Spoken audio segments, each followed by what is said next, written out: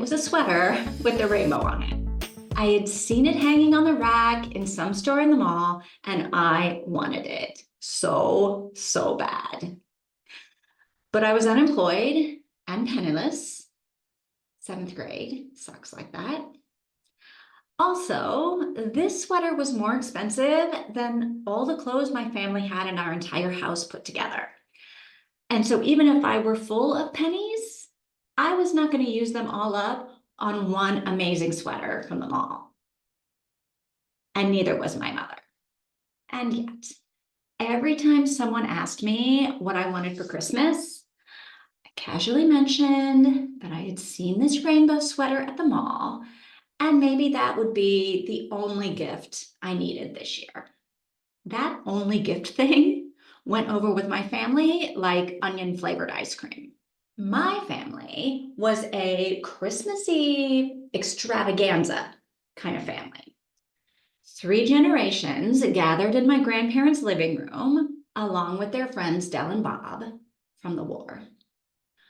Theater in the round seating focused on a white aluminum tree, and oh my God, this tree was towering over everyone because this tree was on top of a table, because we needed space under the tree for the gifts, because we had piles and piles of gifts, which sounds extravagant, but if you added up all the money that was spent on all of the gifts and all of those piles, it would probably total something like 82 bucks.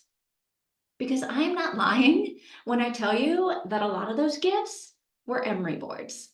And I'm also not lying when I tell you that sometimes Grandma took the emery boards out of the packaging and wrapped each little stick of sandpaper one by one so that we'd have more gifts to open.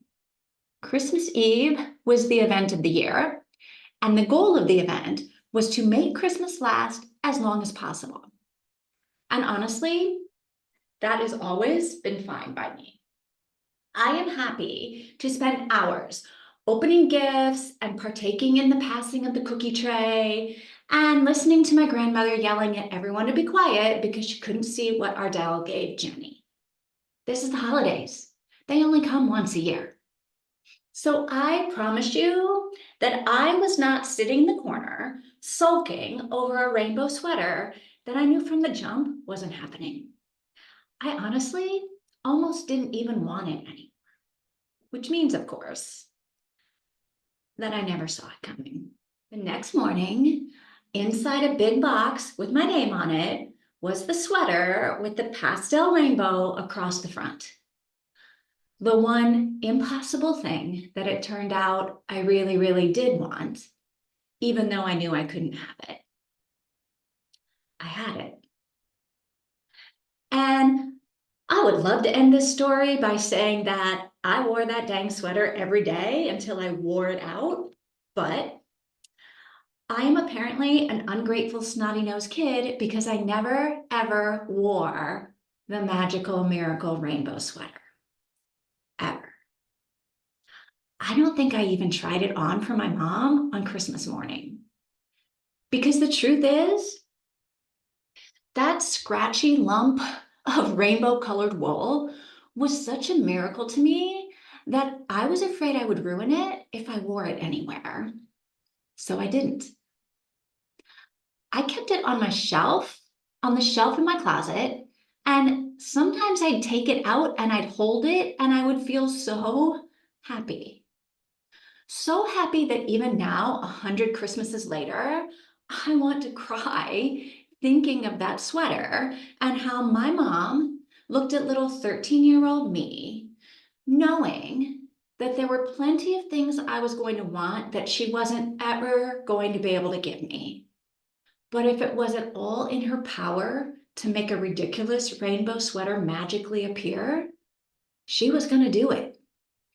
Fast forward about 20 years and 7 different apartments worth of I'm keeping this precious sweater in a box in my closet. Something in my closet sprung a leak, and I had to get rid of the sweater.